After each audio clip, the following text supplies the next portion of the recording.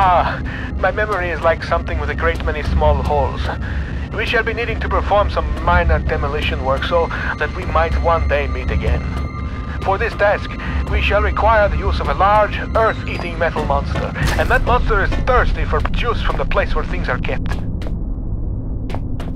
By the way, you can call me Red. It's not my name, you understand, but I am sure you will agree it is a name rather similar to a cardigan. Fetching when worn correctly.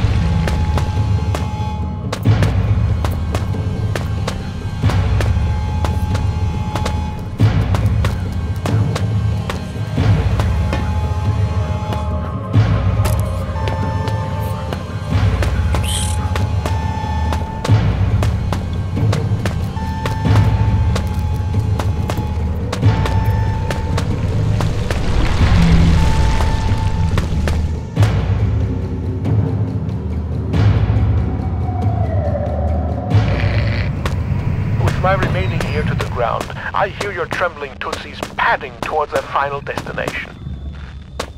Things come to those that wait, whether they want them or not, and soon I think your wait will be over.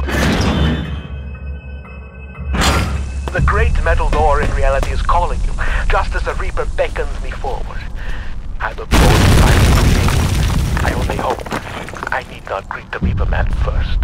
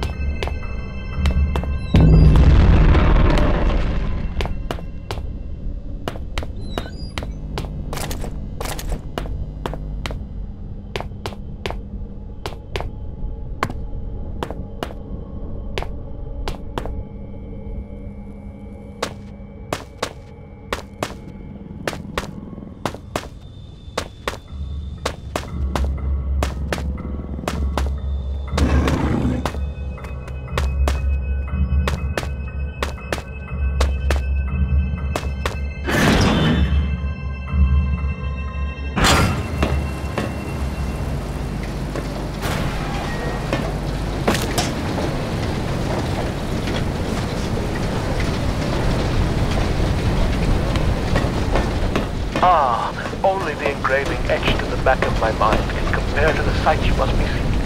Now power has returned. I wish I could be there with you, but circumstances do not allow for such frivolities. Maybe soon there is something you could do about that.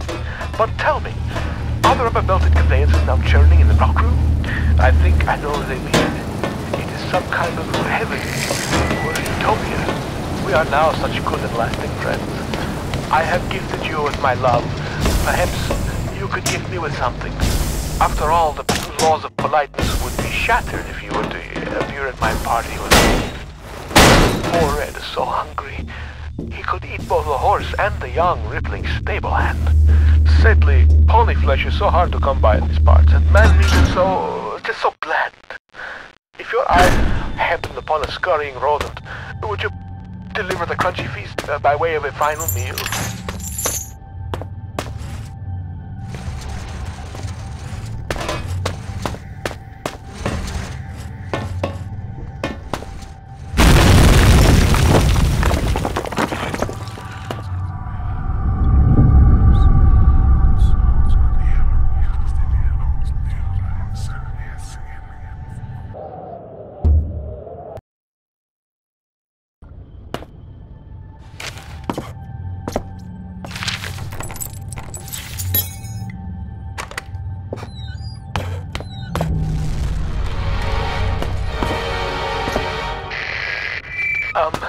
While you hunt for those delicate, melt-in-your-mouth mousy morsels, there are places you should not go, for fear of death. The Reaper lives here, just like you and I. And just like you and I, he must ingest the living flesh of those less fortunate than him. There is a small place that I do not want you to visit, even on your holidays, because it is dark and even a place that I've been. When the darkness has overwhelmed my small decaying mind, some bad things have flowed from my mind and through my pen. The brilliant blue ink itself seemed to turn to blood into my grace. And by the way, should you turn peckish, Red is at its finest sautéed with a little engine oil.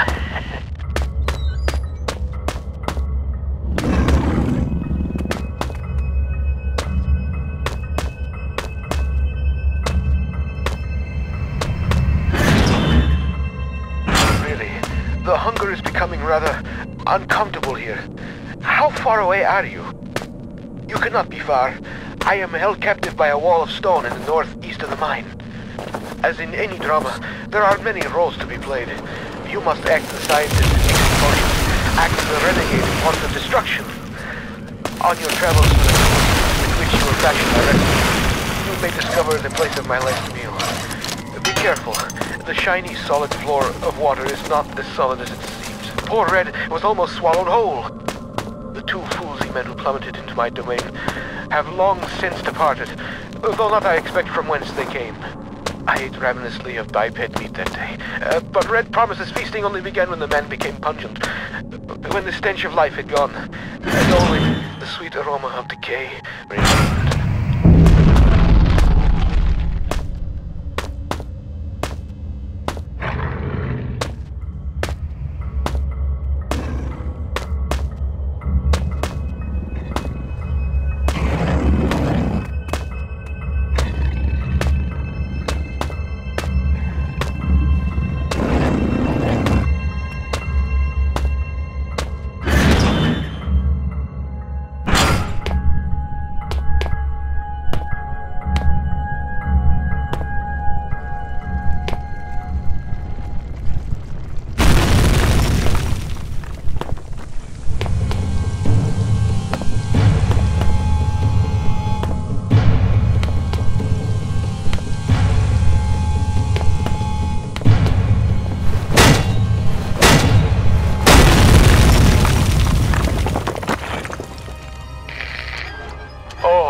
My brain can barely imagine the feats of action man like heroics you must be performing to save old Red. I am waiting so close now for you to blow down the walls of my earthbound prison cell and release me from this mortal coil.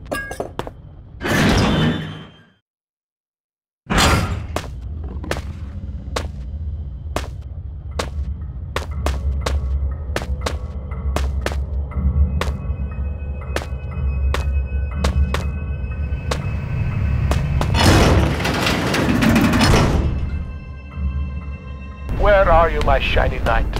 Have you really made it this far? I wait, and yet the pot never boils. I remain trapped in my den of iniquity. Perhaps the gods have toyed with me once more. Sentenced me to yet more years in this place of eternal nightlight. But now, maybe my ill advice has ended you. Have you rung death's doorbell? Please don't leave poor Ren all alone once more, like all the others.